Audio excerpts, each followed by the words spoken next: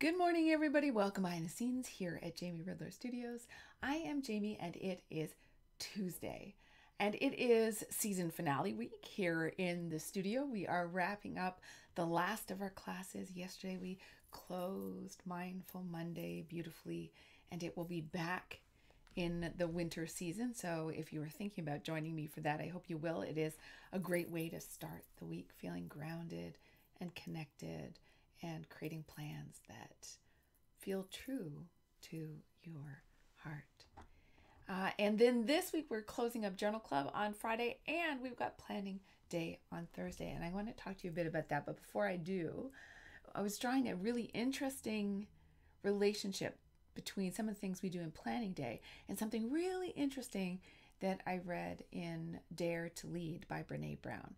Now, I love Brene Brown. I am a huge fan. I was lucky enough to have her be on my podcast. She was a great inspiration and a real person. Now, this book really is about leadership. It seems to me so far about leadership in companies, in organizations. So if that's not you, then I would start with one of her other books if you're new to Brene Brown. But if you run a business or an organization or a nonprofit, or you work with people in any way, it's a really interesting take on all her work in the context of leadership. And one of the things I was listening to, because I'm listening to audiobooks these days, and I love that Brene reads her own book. And she was talking about not only the importance of knowing your values, which of course, as a coach, I also believe in. And by values, I mean those things that are truly important to you, those things that when you are aligned with them, you feel like yourself, you feel energized, you feel alive, you feel in integrity.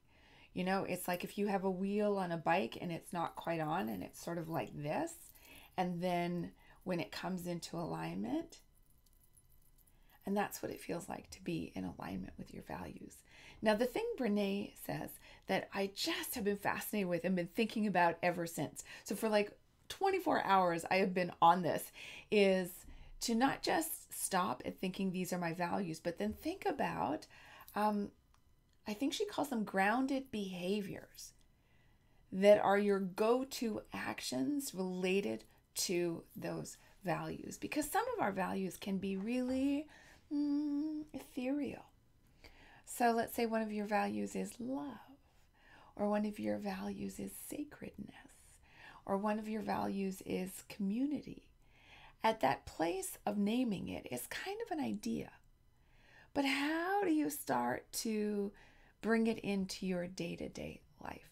So, for example, one of my values is love. And if I was to think about a grounded behavior that represents that I know, that I've articulated.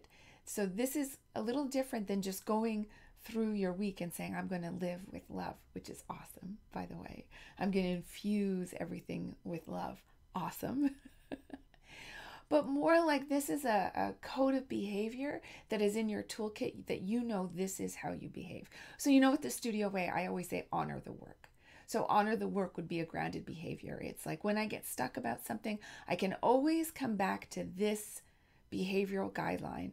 You know what, Jamie? At the core, what do you believe? Honor the work. So one of the ones I have with love is what I call lead with love. And it only has to make sense to you, right? Unless you're working in an organization, in which case it has to make sense to your entire team. But for us, where we're starting, it has to make sense to you. So lead with love for me is not actually about leadership, though it could be. It's about the first thing I want to show up with is love. Let's say I'm talking to a technical support person, for example. I'm like, not like this has ever happened. But let's say I'm talking to a technical support person and I am beyond frustrated with what I am going through. I'm going to still say in my mind, lead with love, Jamie. Like, lead with love. Show up with love. Start with love. Let that be our starting point. Not frustration, not anger, but love first. And I'm not always successful. I'm a person.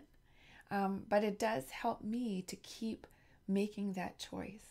again and again and again, and getting better at it, flexing that muscle. So I'm offering this up to you to think about, what are your values? So what are the things you would say are important to you? Often in coaching, we ask people to come up with their top 10 values. Brene asks you to whittle it down to so 2. And so if you were to think about that, what would be your top 2 values?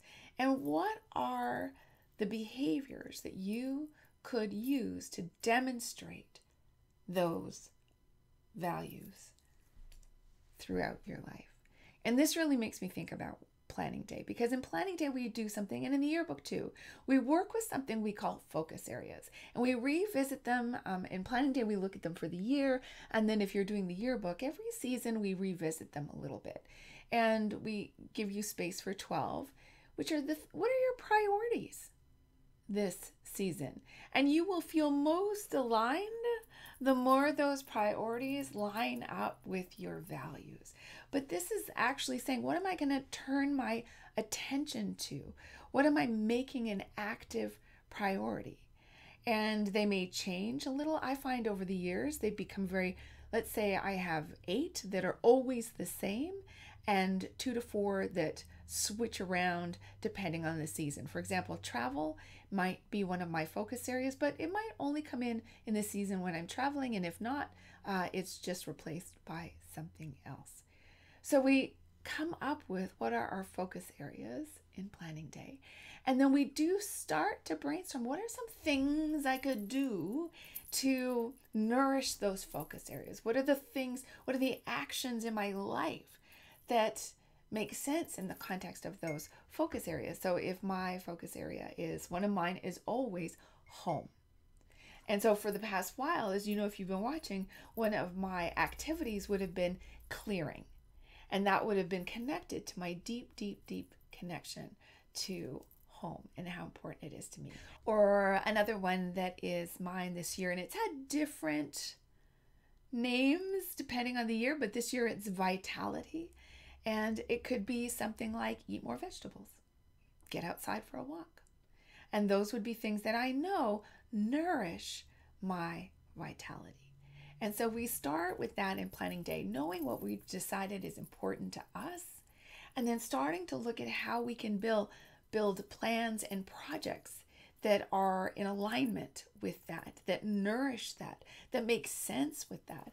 And we test a little bit the things that we already maybe have on our schedule, and we look at them and we go, wow, that's been on my schedule for the past 3 years. But when I look at what's important to me, I don't really see any connection, or I just see a tangential connection. Maybe there's something better I could be doing with my Wednesday nights, something that is more deeply rooted in what I know to be important to me. And the more you do that, the more you start to align your activities, your choices, how you spend your resources, energy, time, space, money. The more you align your resources with what actually matters, there's a way, like that bicycle wheel, you start to flow better. There's a way you start to come to life. And the more separated you are from it, the more energetically held down and back you are. This is not a one and done activity. It's not like one day you decide, this is what I'm going to do and everything is in alignment. It's really a dance. It's really, in this way, I do like to think about balance, because it's an activity. It's like something you are constantly, course correcting, like, oh, this feels good. I'm here. Wait. Okay, wait, let's get back.